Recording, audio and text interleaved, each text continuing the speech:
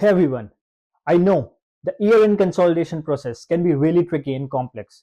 When you're a group accountant, you have got tons of information coming in from subsidiaries in the form of packs, trial balances, and that needs to be tied in together perfectly to prepare the consolidated financial statements. During this process, I have seen 5 most common mistakes that an accountant make again and again. So in today's video, I'm going to walk you through those 5 mistakes and how you could avoid them. So let's take a look. Mistake number 1, incorrectly identifying subsidiaries and associates. So one of the biggest mistakes is misidentifying which entities are subsidiaries and which are associates. Now I've explained in a detail about group structures and a control versus significant influence in one of my previous videos. Make sure to check that out if you haven't yet.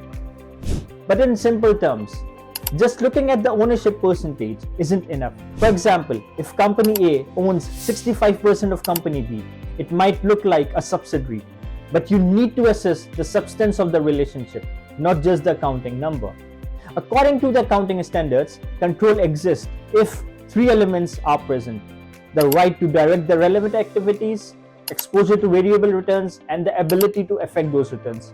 If all 3 are there, that's when you have got a subsidiary that needs to be consolidated. Mistake number 2, no group accounting policies in place. This one is surprisingly common. Most companies don't have a group accounting manual or standardized policies, and that causes a big headache at year end. Here's an example. Let's say your parent company is based in UK and reports under FRS 102, while your French subsidiary uses an EU adopted IFRS. Now under FRS 102, leases can be classified as either finance lease or an operating lease, depending on the criteria. But under IFRS, that option doesn't exist, and all leases are recognized as finance lease unless you have a short-term or a low-value lease. So when your French subsidiary sends your trial balance, adjustments will be needed to align with your parent framework, unless you have got a consistent group accounting policies. That's why every group should have a group accounting manual, a single source of a truth that defines how each policy should be applied across the group. Mistake number 3, intercompany elimination chaos. Many companies only start doing intercompany reconciliations at year end, but by then there's a 12 months of mismatched data, differences and errors. You have got to reconcile intercompany receivables, payables, incomes, expenses, loans and advances, and it quickly becomes an overwhelming. And here's the fix. Don't wait until year end. Do intercompany reconciliations on a monthly or at least on a quarterly basis. Prepare intercompany matrices regularly.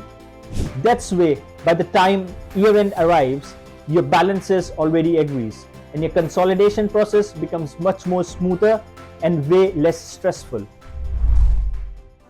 Mistake number 4, inconsistent foreign exchange translation. If you have got a foreign subsidiary, this is once the big deal. Here's how it should work. Let's break it down simply. Balance sheet. Translate at year-end spot rate. For example, if you have a reporting date is 31st of December, use 31st of December rate. P&L items. Translate using an average rate for the year. You can find official rates from trusted sources like Bank of England or HMRC. Equity items. Translate at a historical rate. That means the prior year closing equity becomes your current year opening balance and no retranslation needed. Then you just add this year's profit, already converted at an average rate, and adjust for any dividends at that same average rate.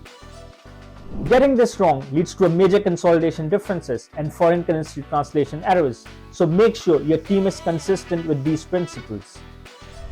And lastly, mistake number 5, lack of consolidation review and documentation.